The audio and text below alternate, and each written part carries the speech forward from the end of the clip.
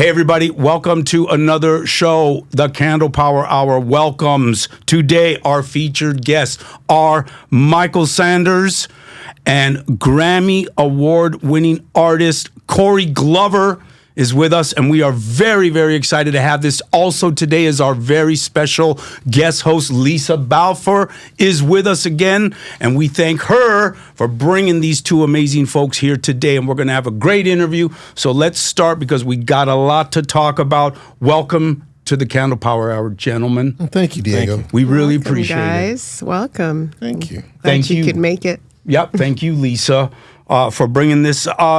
One Tribe Nation is we're also here to talk about. This is a new group. Well, not necessarily a new group, but it is an established group that has a new project and a new path. So let's talk about One Tribe Nation. I do want to say that One Tribe Nation is an Afro-Latino funk rock band, which is an amazing genre that we need today. And I also want to just say real quick, this electrifying project fuses original music from One Tribe Nation with a high-energy tribute to the trailblazing legends of rock, funk, soul, and beyond. And that's what they are all about. So here we go. Michael, how are you? I'm great. Thank you. And explain One Tribe Nation and what is going on right now with the group. Well, the name basically just means human race, and it's more or less just sort of an extension of an idea I had years ago to combine many different musicians from many genres, many different styles of music into one style of music that, or one cohesive band. And we took some time off, got back together, started writing by myself first. I basically write everything with loops, and then during the pandemic, I was sending out tracks to other musicians. I partnered with my percussionist Christian Pepin, and through him, I partnered with bass player Uriah Duffy, and then through another friend of mine, Billy Hulting from Zappa Plays Zappa, I got him to play on the record, and then I hooked up with our other singer, Ben Thomas, who also plays trombone, trumpet, percussion, guitar, harmonica, and he's a great lead singer. Amazing kind of Swiss Army knife type guy, but very freakishly talented like so many of the people in the Zappa camp. And also we had Sheila Gonzalez from Zappa Plays Zappa. So slowly, over the pandemic, something started to form. And then when I started getting some tracks together, I was always playing them for Leisa, even when they were like just loops. She was probably like, okay, buddy, right on, okay, but I'm eating right now. It started to come together, and when I had the song together, I knew she was working with Corey, and I was like, why don't you see if Corey would like to sing on some of this? And I gave her a couple tracks, and he responded immediately, and he liked it, and a few months later, we were in the studio recording and writing together. That's amazing. Yeah. And did the process of writing and the music that you were developing, was it done a lot of it online and sending files, or did you eventually gather and get into the studio live? So the way that I lead a band is like it's the opposite of the way I used to do it. I really try to give everybody the space to just put their thing in, and I only have people involved that I know that whatever they do, whatever they give me, is going to probably elevate the song or me, elevate me as a musician or a producer. So it ends up becoming something more beautiful than I ever could have imagined just by giving everybody their own space to do their own thing. And that's what, and when Corey and I got together just down the street at the Steakhouse studio for the first time, it came together super quick. And by the end of the night, we had a song that it sounded like he'd been singing it 10 years every night. It was really great. So that idea I have of just running the songs and everything coming together is basically how we write and how we all kind of come together and rehearse as musicians and play live. That's amazing. Your album that you have coming out is Estado Dorado. Yeah. And tell us a little bit about that and the concept and the name. Well, Golden State is always a nod to California and maybe being in a Golden State. When I came up with the concept, the world wasn't quite as messed up as it is right now. But maybe that's something we need to think about even more. Everybody coming together to, just a place of, grace and patience with each other. So that's kind of what I'm thinking about. I'm thinking about all of us coming together and realizing where we are, but at the same time, leaving some space to talk to people who maybe disagree with us because, we're all Americans. We all have to figure this out, and we're all in a really tough spot right now. So I'm hoping that we get to some kind of golden state at some point. Right.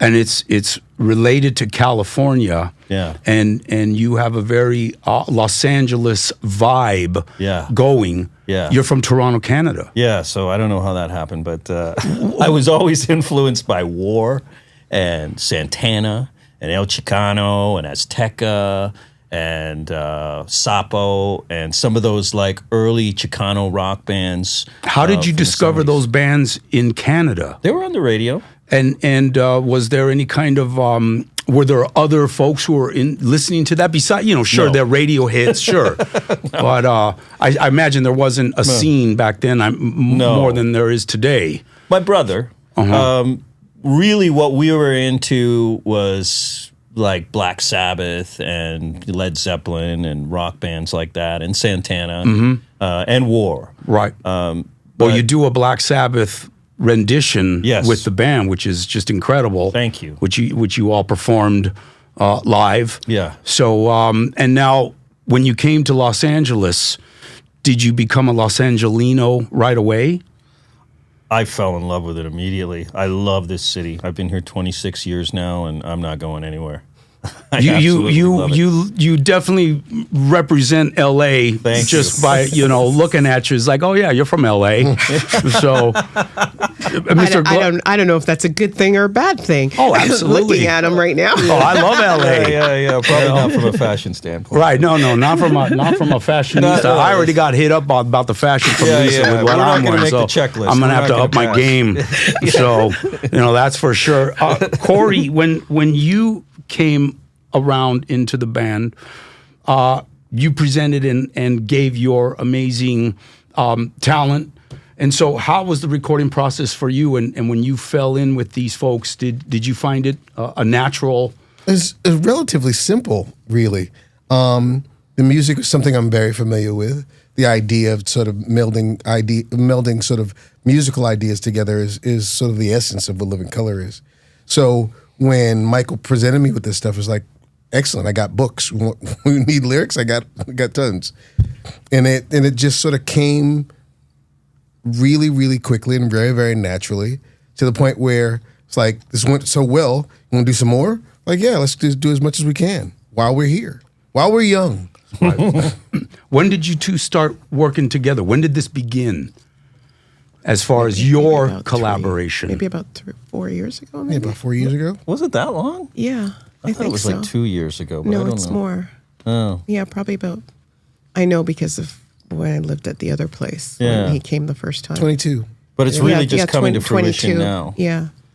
And I flew out to New Jersey to work found with your him footing. and his buddy Mike Ciro, which was wonderful, and we had a great time. We got a song a day then, and I'm confident we could do that at any moment if we needed to. Right. Corey, a lot of people, we're very honored to have you, and thank you. You legendary singer from Living Color. A lot of folks don't understand that also Corey is an actor, and he appeared in Platoon. And that's something that's so amazing because we all from our generation, we know Platoon as being one of the greatest war movies ever filmed.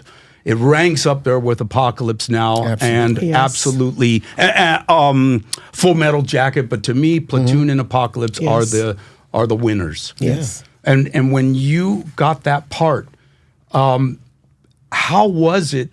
And working with Oliver Stone, how was it when you got that part? And tell us a little bit about your experiences with Platoon. I have a couple other questions. No, this is sort of like my lot in life. I actually didn't get the parts. Another friend of mine had gotten the part, but he had decided he did not want to do it because they were shooting it in the Philippines, and the Philippines was going through a lot of political tumult at the time.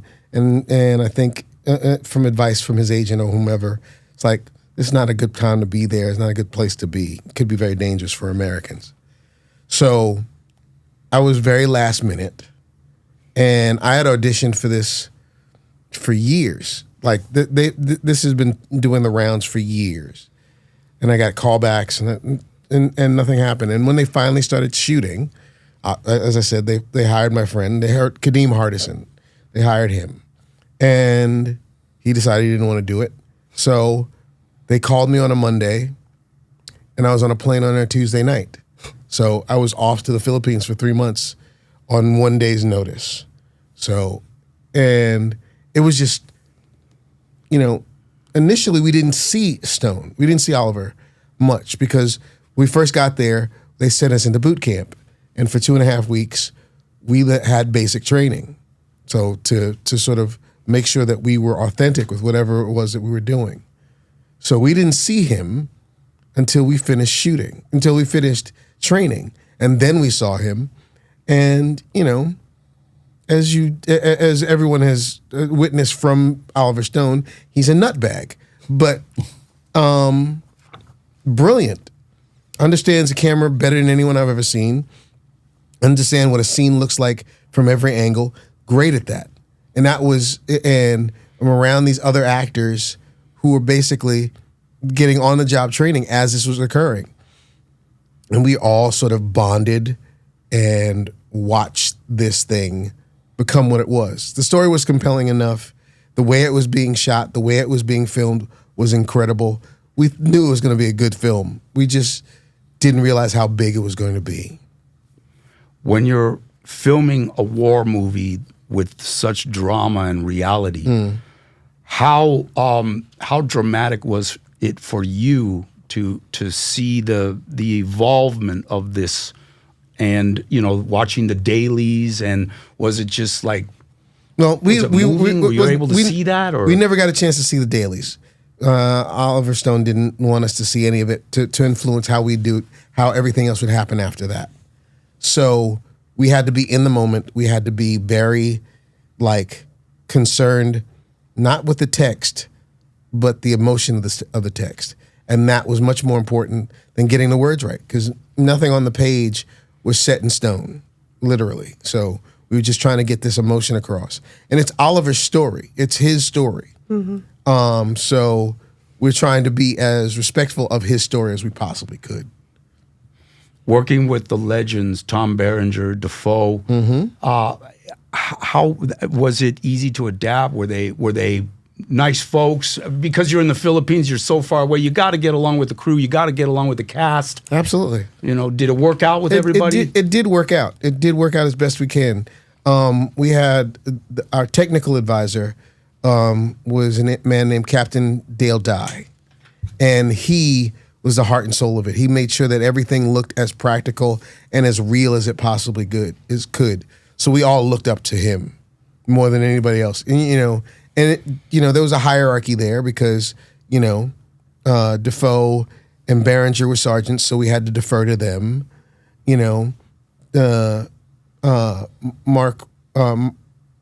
Mark Moses was a lieutenant, so we had to stay in character and sort of respect the rank. We had to respect the hierarchy and deal with things as you're a private, you're a grunt.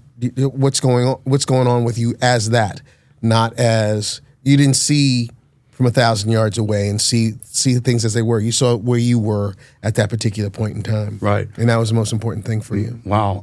Boot camp that you did there in the Philippines, was that everybody, the whole cast? The whole cast. How about the crew? Were any crew members involved? No with that crews. boot camp? Just every actor in the movie had to do 2 weeks of basic training. Wow. Learn how to use your weapon, how to eat, sea rations, all that stuff. We had to live and breathe as a working, infantry unit. Right. So that when the cameras rolled, it was like second nature. It was nothing you couldn't you couldn't not be at that point. Right. Getting back to hijinks on set out there, a very serious movie. But I want to say that you were also working with Forrest Whitaker, who was Jefferson in Fast Times at Ridgemont High. So he has this legendary comical part, a role that he took on before Platoon.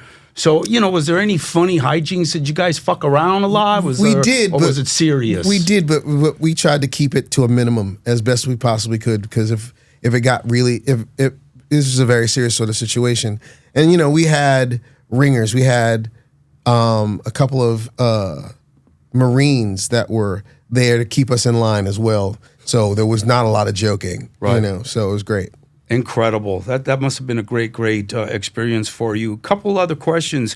Also, as an actor and a performer, you were a part of the touring project of Jesus Christ Superstar. I was. Which is an incredible play. And I've seen it a couple times at the Music Center as a kid. My dad was big on musicals. And so what was that experience like for you being a part of that rock opera? Not for nothing, Jesus Christ Superstar was sort of like the impetus for me to become a singer. Like, I wanted to be a rock singer because of Jesus Christ Superstar. I saw Carl Anderson play in the role on the Norman Jewison film. I was like, I want to do that. That's what I really want to do. And when I got a chance to do a production with Ted Neely as Jesus and to put that whole thing on was a dream come true for me. So it was, every day was like, I had to pinch myself. It's like, I'm doing this for real, and I'm really trying to give my all to this thing. And it worked out very well, I think. On a Broadway performance like that, how many shows a day were you doing? And how were you able to keep your voice in shape for something like that? Well, it's one show a week and 2 on Wednesday, but as far as it's not like a screaming rock tour. It's not, but you're doing rock tunes, and you have to put that 200% in to make to sell this stuff. And I have a regiment that I follow that sort of keeps my voice in my body. So, and singing anything is an acting exercise, really, because you have a motivation, you have text, you have subtext. You have to think about all those things and make sure that the machine is working so you can put it across. So I have to keep that in mind always. Let's go to your incredible experience with Living Color. Oh boy. You were sort of discovered, or you met Vernon Reid, and this was through CBGB, and what happened? How did you two meet? I met Vernon at a birthday party for a friend of mine, girl I was dating. And she had a birthday party, and Vernon was there with his sister, he had just gotten off the road. He was out with Ronald Shannon Jackson of the Coding Society. And he came home, and his sister complained that we don't go out, we don't hang out anymore, we don't do anything. So he said, okay, I'll come with you. So he came to this party, and I'm sitting in the back with the Coates watching television, and somebody comes along and says, they're looking for you. Like, why are they looking for me? I'm watching, Mission Impossible, leave me alone. And there's like, no, they want you to sing Happy Birthday. It's like, there's a house full of people, sing Happy Birthday. No. Solo. She wants you to sing Happy Birthday and nobody else. So I came out and I sang Happy Birthday. And then, Vernon came up and was like, it sounded great, thanks. Do you do this professionally? I was like, I'd like to. And I was telling him about a band I wanted to start and all that kind of stuff. And he was like, yeah, I'm working professional, blah, blah, blah, blah. And we exchanged numbers. And, a couple of months later, he called me. He's like, look, I'm looking for a singer for my band. Could you come over and just listen to a few tunes and let's see what happens? So turns out he lived not too far from my house. We both lived in Crown Heights. I went down to his house and listened to some of these songs. I was like, yeah, this is great. This would be great. And he was like, okay, I tell you what. I'm auditioning you. I'm auditioning a few other people. either way, if you get it or you don't get it, I'll call you either way. So a month goes by, 6 months goes by, 7 months goes by, about 10 months go by, and I get a phone call from Vernon again. It's like, look, our singer can't do the gig. We're wondering if you could come fill in. It's like, so I didn't get the gig is what you're saying, first of all. It's like, yeah, sure, I'll come down. And I came in, and fortunately for me, the guy who had got the job originally decided not to go back. He decided to go out and play with Steve Winwood. So he got a better gig, and I was stuck. So here I was, and things started just working. You know, Will Calhoun, the drummer, came along, and Mus Skillings came along, and the sort of nucleus of the band was created there. And we had a rehearsal space in the Bushwick section of Brooklyn that was sort of like looked onto like the F train going into Brooklyn. And we sat there and started writing songs. And Cult of Personality was written there. Open Letter to a Landlord was written there. Everything from that very first album, from Vivid, was written in this place in Bushwick. And can't say enough good things about it. It was great. It was fun. You know, we had a really good time. We were all young. We were all sort of, just sort of experiencing the world for the first time. New York City in the mid-'80s was a very interesting place at the time. And yeah, we played at CBGBs a lot. And, it's sort of where the buzz started for us, playing at CB's. And Hilly Crystal, the owner of the establishment, was very, very accommodating to us and always liked to have us around. So we played there a lot and got a lot of notice for it. And the rest, as they say, is history. What is the vibe like at CBGBs for folks who don't know or understand how powerful of a nightclub that was? Think of the diviest dive bar you've ever been in, and then throw in beer, vomit, and sawdust, and that's what you get. I love it. Wasn't that the scrap bar though? It was just basically, it was a local bar in the middle of the Bowery. So you had the vibes of the Lower East Side and the Bowery, and this sort of dive bar that had an incredible sound system in it. And bands from all kinds, from Television to Talking Heads to the Police, everybody's played in there because the place sounds incredible. It sounds great. A band can really shine in a spot like that. You can't go to the bathroom in there, but you could really hear really good music at any point in time during the day. I saw Bad Brains there as a 17-year-old at a hardcore matinee, and my mind was blown. It was like, there it is, right there. That's the one. And so it had its own sort of magical sort of thing about it. You had a blessed run-in with Mick Jagger, and he was able to work with you and do a couple demos. Mm-hmm. How was he able to get you onto another level? Was he a help for you? He was very much a help. We were plugging away. I personally had a job working at Tower Records, believe that or not, as an undercover security job. That's awesome. It's a longer story, but Jagger was making his second solo record called Primitive Cool, and he needed, he already had Jeff Beck, who he was collaborating with. He wanted another guitar player who would potentially be, their touring guitar player. And so they're auditioning all the guitar players in New York City. And Vernon was asked to come because David Frick from Rolling Stone suggested, you should hear this guy. He's got a great band and he's got a really interesting sort of take on the guitar. You need to check him out. So Vernon came by the Tower and said, I'm going to this audition uptown. You want to come with me? Yeah, let's go. So took the train uptown to Studio Instrument Rental. They had rehearsal spaces. And Vernon and I got there, And as I said, every guitar player that's ever picked up a guitar ever was in that room.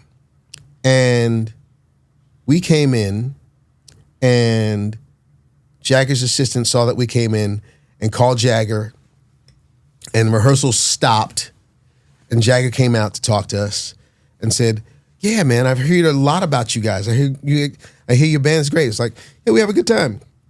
He said, I'd love to come see you play. Well, we're playing at CBGBs next Friday. You should come on down. Okay, so he did with Jeff Beck. Wow. And checked out the band, and he's like, he seemed very impressed.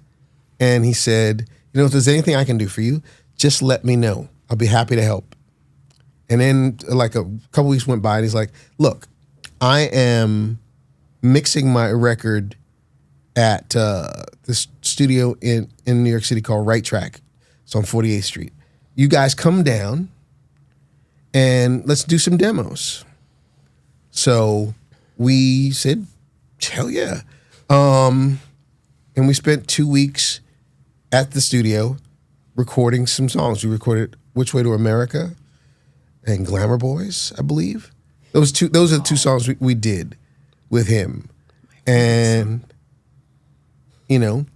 at that point, there was blood in the water, and the sharks came. So all the record companies started coming around, offering us all kinds of deals and all kinds of stuff because of our association to Mick Jagger, who at the time was the most, famous rock. It was the only rock star at the time. And it was very, very helpful. Can't say enough about them. And also helped us get on the Stones tour later on. Steel Wheels. Yeah, Steel Wheels in 1988. Which was great. That's incredible. To be able to work with Mick Jagger, like you said, back in the day, yeah, he was pretty much the only rock star. He was Mick Jagger. Right. And so when you're at CBGBs on that small stage in that small room, and he walks in with Jeff Beck, my goodness. Well, he announced his arrival, but our management decided not to tell us until after the show. And right. By the way. Sure. Yeah.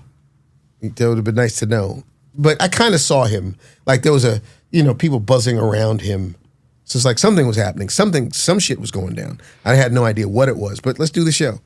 So we did it. And, again, as the rest they say, is history. Yeah. The rest is history for you, and that's phenomenal. As you said about him being announced, but you didn't know until afterwards. Didn't you have another similar artist watch your show as well in Minneapolis by chance? Oh, yeah.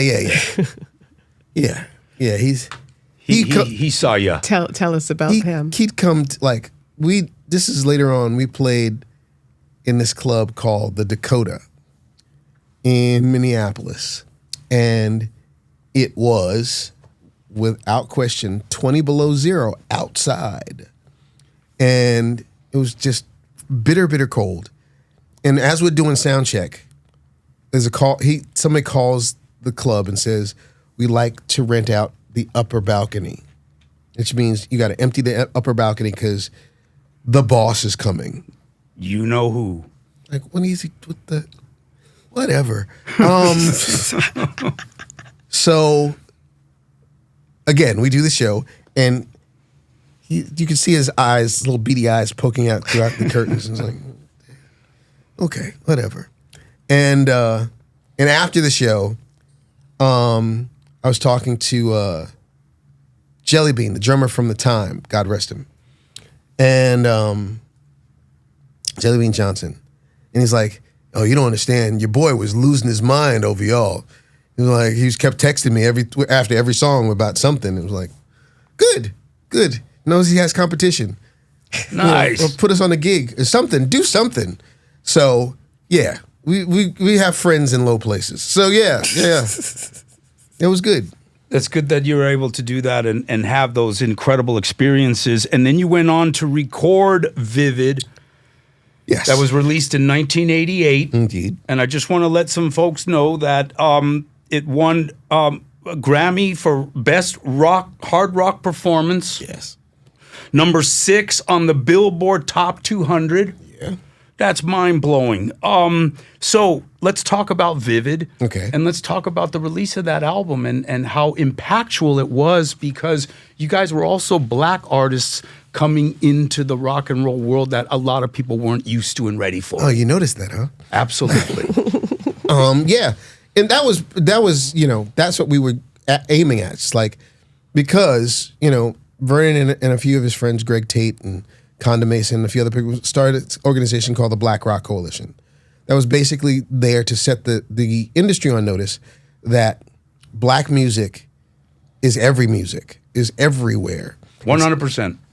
And Heavy metal. it's not relegated to one station on the dial. That you cannot talk about heavy metal unless you talk about the blues. You can't talk about the blues unless you're talking about the progenitors of the blues. When you talk about Muddy Waters, when you talk about Lead Belly, and you're talking about Howlin' Wolf, and you talk about all these people who, these other people, other white folks, just decided that belongs to them. It didn't. It belongs to everybody.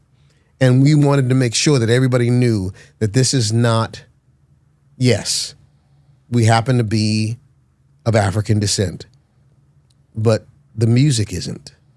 The music is universal. The ideas are universal. You listen to any Jimi Hendrix tune, it's not that you're listening to a black guy. You're listening to a When Cries Mary and dealing with what the emotional sort of impact that has on your life.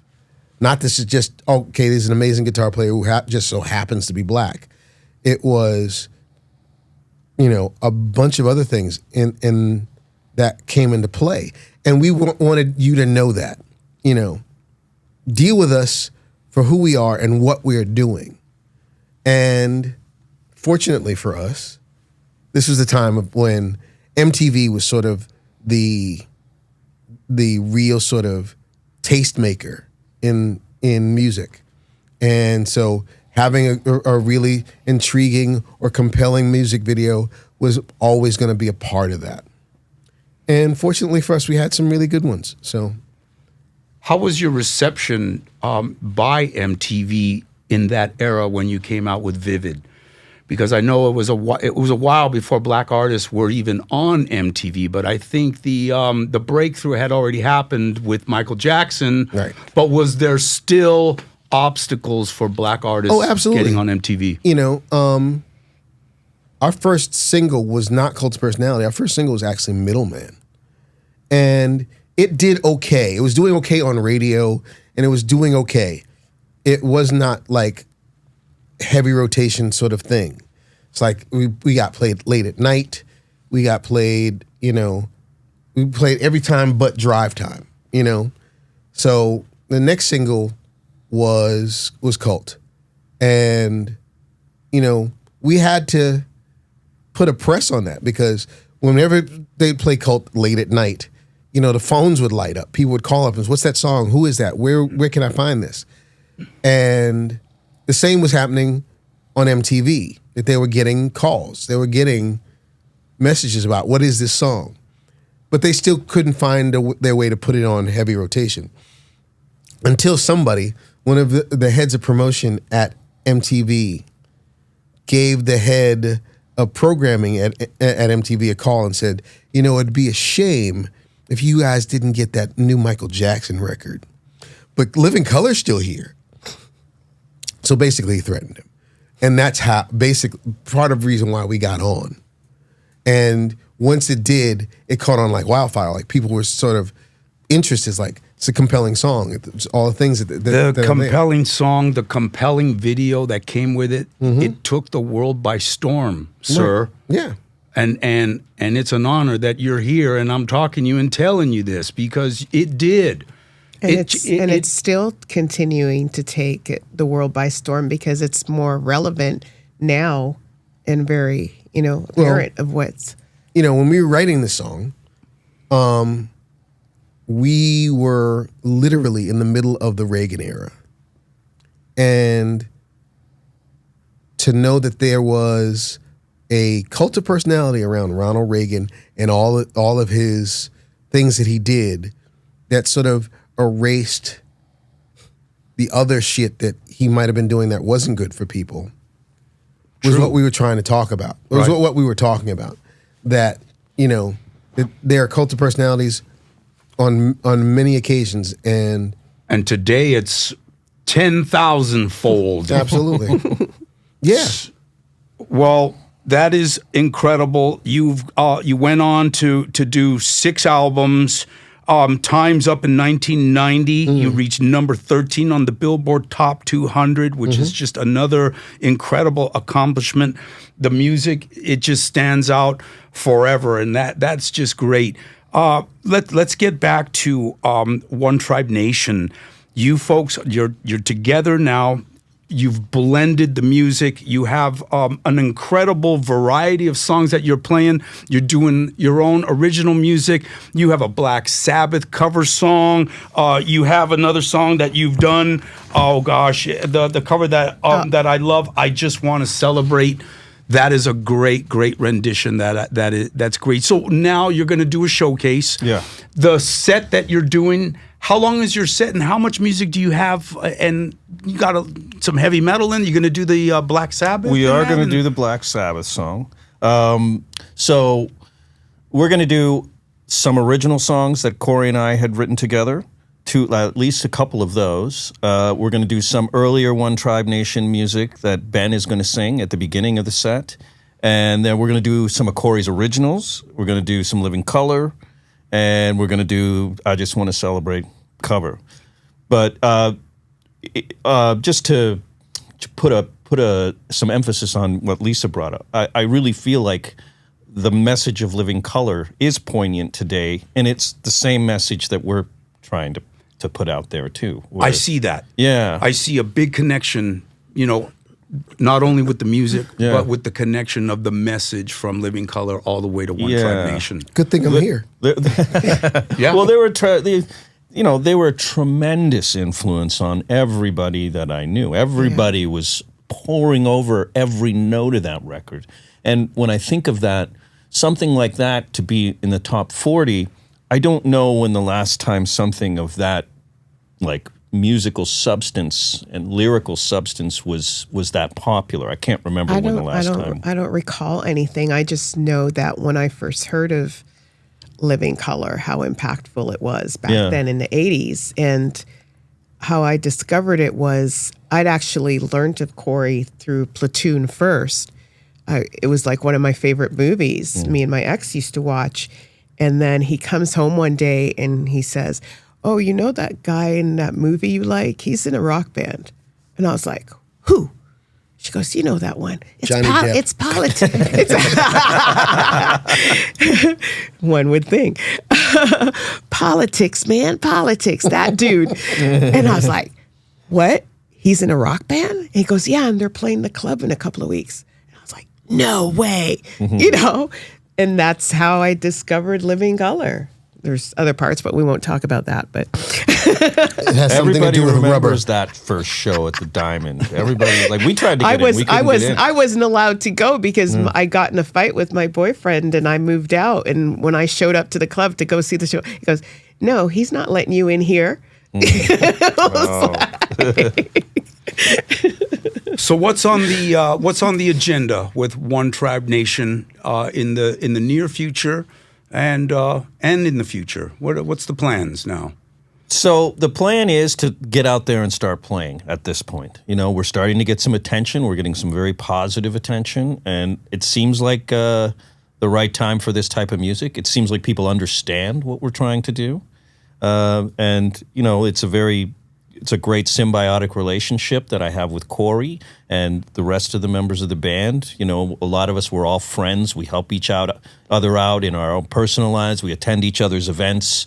And, we go back a long, long time, some of us, So the idea is to finally make this thing get out and pay its own way and to get it on the road. So that's what we're working on right now. And to finish the record, to have Estado Dorado out this year. Nice. I was going to say that a large band with multiple musicians, multiple instruments, the live impact that has.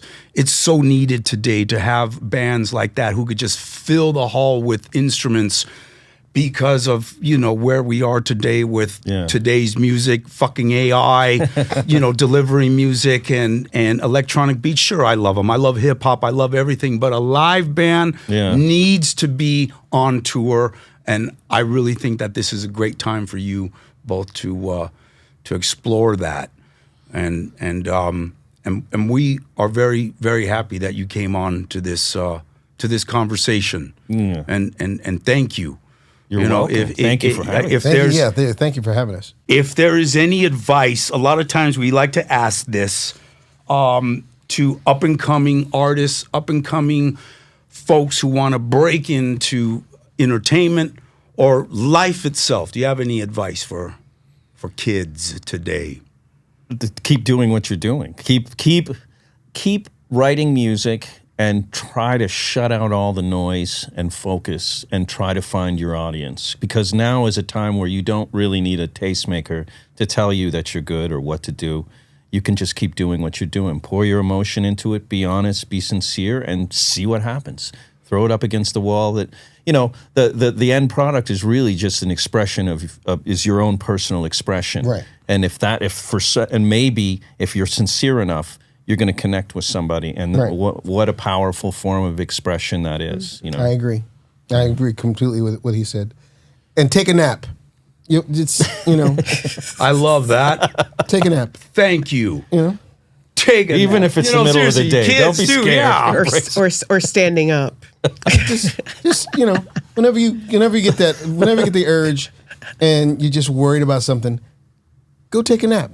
I'm a little narcoleptic, so it's not very difficult for me. But relax. If you let your ambition control you, you'll get two things: an ulcer and where you need to go. So work it out. Not necessarily in that order. Exactly. But the ulcer's coming. Words of wisdom. Gentlemen, Michael Sanders, Corey Glover, thank you so much for Thank you, sir. Entertaining us and staying with us for an hour for this conversation. Not a Leisa problem. Balfour, thank you You're for welcome. bringing our wonderful guests and for you and your presence. Thank you. We look forward to the next one. Oh, and Torontoans. We will Torontoans. Do you sorry. feel sorry. Sorry, eh? folks, we'll see you on the next one. Great love and respect to y'all. Go to electrocast.com to see all the podcasts, the Candlepower Hour, and we love you. We'll see you on the next one. Take care. Download those episodes, like and subscribe to the Candlepower Hour at electrocast.com and wherever you listen to your podcasts. Electrocast.